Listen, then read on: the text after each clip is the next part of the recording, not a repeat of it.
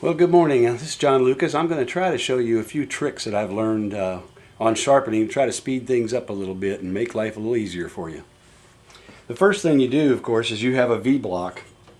So this is the one-way system, and I use the one-way wolverine jig. One-way wolverine jig goes in the V-block a certain distance. Now the problem is if the wheel wears, or every time you adjust this, you have to reset it. I read Mark Darlow's book, and he suggested you make a little jig. And what I do is I set a piece of plywood up there and I draw an arc, and then I simply cut it out and cut away a little bit of waste in the area, and this is set up for my bowl gouge. Now I made some to go with different tools so that the wheel is always set the same.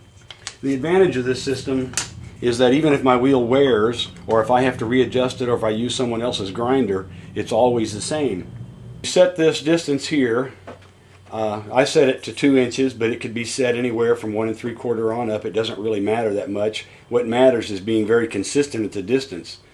Once it's set, you simply turn the grinder on and you just very lightly make a pass all the way around the tool. Now if for some reason the angles don't look real straight, you grind away a little more metal in that area. If it's got a dip, you try to stay away from that area. Now what I found was when I go to sharpen my detail gouges is I had to put in a different thing and readjust my bar each time, and that was kind of a hassle. So what I came up with is this idea. I put a little block in there and I carved a little. What this does is raises my tool, my wolverine jig, up so that it grinds a sharper angle. I like my spindle gouges ground to about 35 degrees, and I have my bowl gouge ground to about 50 degrees. So this gives me a consistent grind, and I don't ever have to move my wheel. Now what I typically do to get this secondary bevel is I simply move it forward in the notch and grind it away, and that gives me the secondary bevel.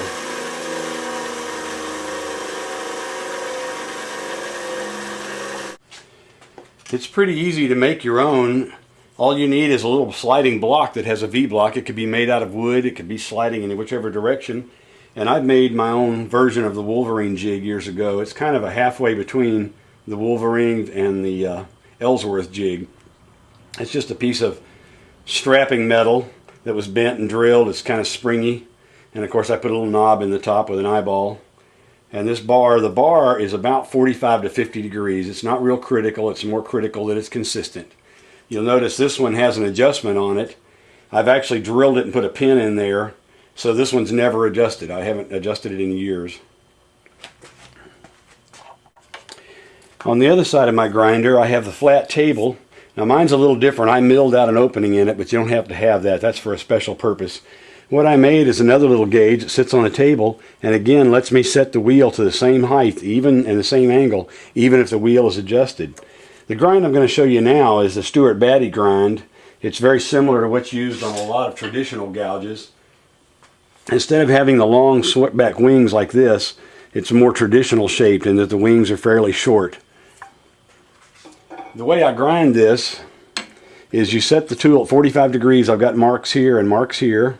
And this is 45 degrees. You start with the flute pointing to the left, and I simply rotate it around so the flute's pointing up. Then I start at this side, put my grind on, and rotate it around until it starts up. So put the flute to the left, touch the tool.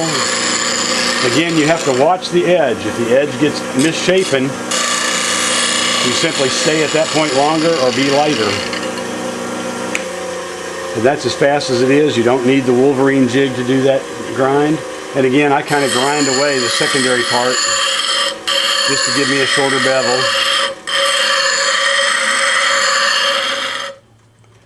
And that's a more traditional grind. I call it the Stewart Batty grind because his grind has a 45-degree cutting angle on the wings as well as the tip. So no matter how you rotate it, it cuts the same going through the bowl.